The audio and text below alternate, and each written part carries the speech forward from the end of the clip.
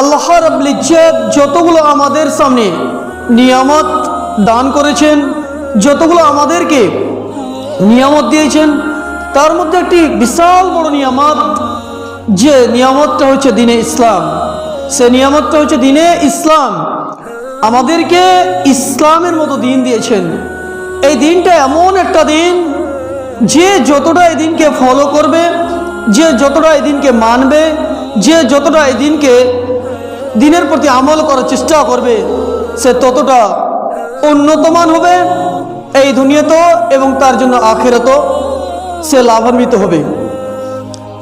বোঝার চেষ্টা করুন যে ইসলামকে যদি আমরা জানার চেষ্টা করি, আলেম ওলামাদের কাছে শেখার চেষ্টা করি, অবশ্যই আমরা যদি জানার পরে আমল করার চেষ্টা করলাম, অবশ্যই আমাদের জন্য কল্যাণ রয়েছে ইহকাল এবং পরকালে।